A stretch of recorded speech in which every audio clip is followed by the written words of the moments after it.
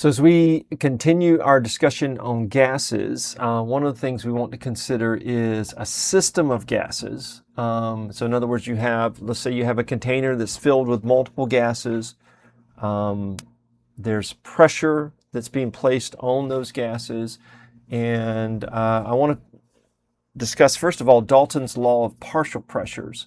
And that law says basically if you want to know what the total pressure is in that system, then you can just add up the pressure for each of the gases in that system, and that will equal the total. So when you see P sub A and P subscript B and P subscript C, we're talking about the partial pressure for that particular gas. So gas A has a certain pressure associated with it, gas B does, gas C does, and so on, depending on how many gases there are.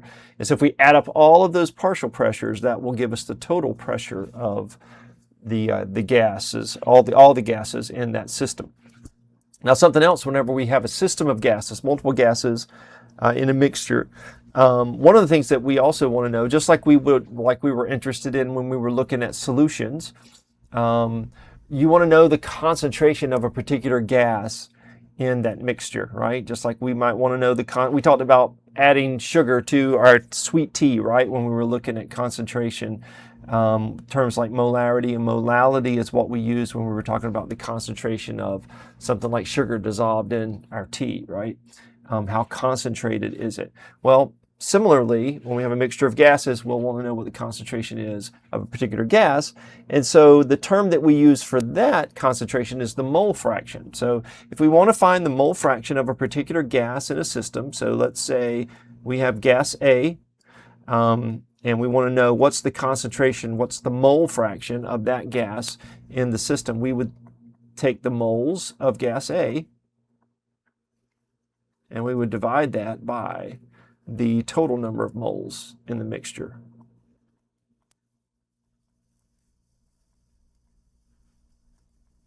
All right. So that's one way to find the mole fraction. There is, in fact, a second way. And so the second way is we can use moles over total moles, or we can use partial pressure. So I could take the pressure of A over the total pressure. So either way, both of those will give us what the concentration is, what the mole fraction is of that particular gas. So just want to do a couple of problems to make sure we understand how to do that. And the first one is example 10.6, which is on page 308. It says we have a mixture of gases, and those gases are chlorine, argon, and oxygen. They give us the number of moles of each of those guys: 15 moles of chlorine, 12 moles of oxygen, 11 moles of oxygen.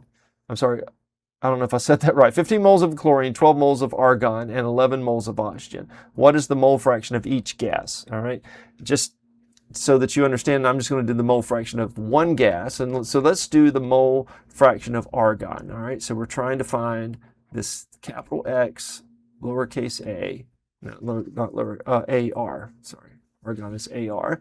So the mole fraction of argon. So what we need then, in order to do that, is we need the moles of argon, right, divided by the total moles. And so this problem is super simple, right? We take the moles of argon, which are said to be 12 moles, and we divide that by the total moles, which is 15, right, plus 12, plus 11 moles to give us the total there. And so when we add all of those up, we see that that's basically 12 over 38. And so our mole fraction for argon is 0.316. Right, so it's a decimal.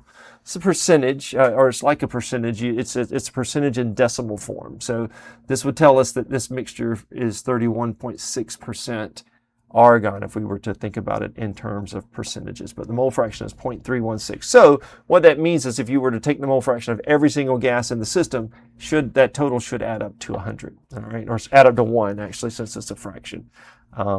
If it was percentages, it would add up to 100%. All right, let's do something that's a little more complicated, and this is example 10.7. It says we have a mixture of gases that are made with 567 torr of oxygen, 567 torr of oxygen, of O2, 913 torr of argon, and then we have 131 torr of fluorine. Fluorine is a homonuclear diatomic, so we will write that like that.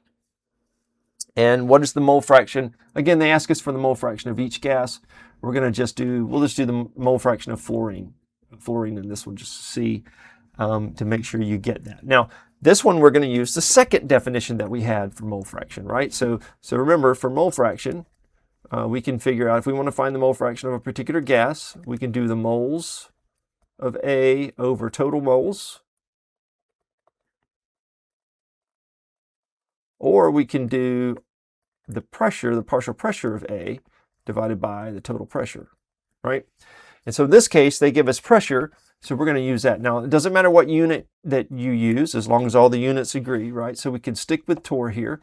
So if we're trying to find the mole fraction of fluorine, right, we can do 131 torr over, and then we just add up all the other ones, 567 plus 913 plus 131. Again, all of that's going to be in torr. And so when we do the math for that, we come up with a decimal value of, looks like 0.0813. And again, if we found since that's all of the gases in the system, if we added up the numbers, the decimals for all of them, it should equal 1. All right, last example. I shouldn't have erased all that. Hang on, let me see if I can get just this portion here. It'll let me select, there we go, just this. Let's leave that formula on there in case we need it. So this last one, we're asked we've got 50 grams of chlorine gas mixed with 50 grams of fluorine gas. The mixture exerts a total pressure of 3.56 atm, or atmospheres. What is the partial pressure of each gas? All right, this one's a little bit different. How are we going to figure this out? So this one, we're actually going to use both. We're going to use the idea behind both of these formulas here to calculate this one. What did they give us? They gave us grams of chlorine and grams of fluorine. Not pressures, they gave us masses of these gases.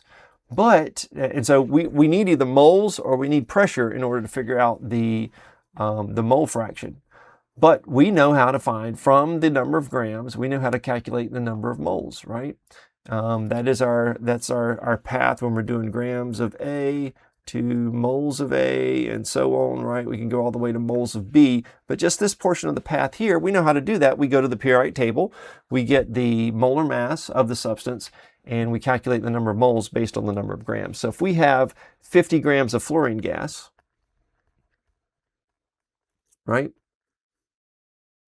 Well, we go to the periodic table and we look up the mass of fluorine. Again, fluorine is a homonuclear diatomic, so 1 mole of fluorine is going to be equivalent to 38 grams of fluorine. And doing the math for that, we come up with 1.32 moles of fluorine. And then we can do the same thing for chlorine. We're told that we have 50 grams of chlorine as well. So 50 grams of chlorine, also a homonuclear diatomic. Going to the periodic table, the molar mass of 2 chlorine atoms would be 70.9 grams. That shouldn't be F2 right there. That should be Cl2. So 70.9 grams of Cl2. And doing that math, we come up with 0.705 moles of Cl2.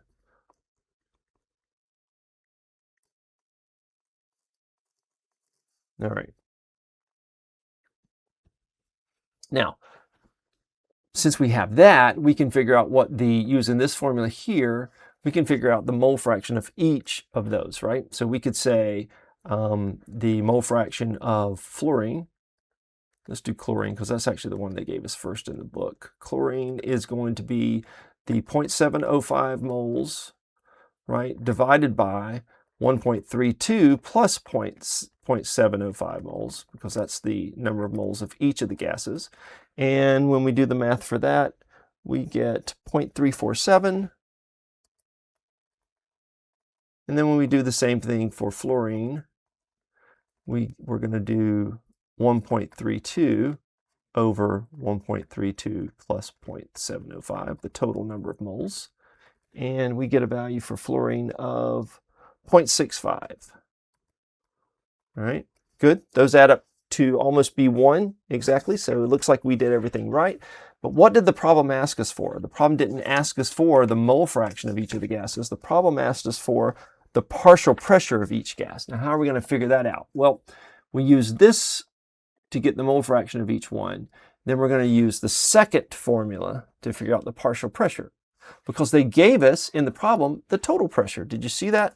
They told us that this system here is under a pressure of 3.56 atm. The mixture exerts a total pressure of 3.56 atm. All right, so PT is 3.56 atm. And so that means if I want to figure out what the partial pressure of chlorine is, then based on this formula right here, right, I can say that the partial pressure of a single gas in the system, of gas A in this example, would be equal to the mole fraction of A times the total pressure, right? So I've got the mole fraction of Cl2 right here, so that tells me that the partial pressure of Cl2 is going to be equal to the 0.347, which is the mole fraction of Cl2, times the total pressure, which they told us was 3.56 atm.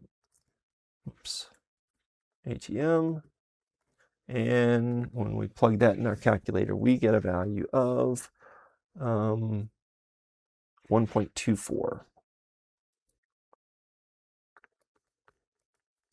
atm. That's the partial pressure of Cl2. And then finally, doing the same thing for fluorine, we get 0.65 times times 3.56 atm, the total pressure, and that's going to be equal to 2.31 atm, right? And so if we took these numbers and plugged them back in our formula right here, right, where we have the mole fraction is equal to the moles of an individual one over the total moles, we would get the exact same numbers that we got for Cl2 and the exact same number that we got for F2 when we were calculating the mole fraction using the number of moles. So that's it. That's how you can use both of those formulas. That's why we have both of them. Sometimes you'll start with one and kind of end with the other to figure the problem out. But that's it for this portion. We just have one more small section in this chapter, and we'll be done with chapter 10.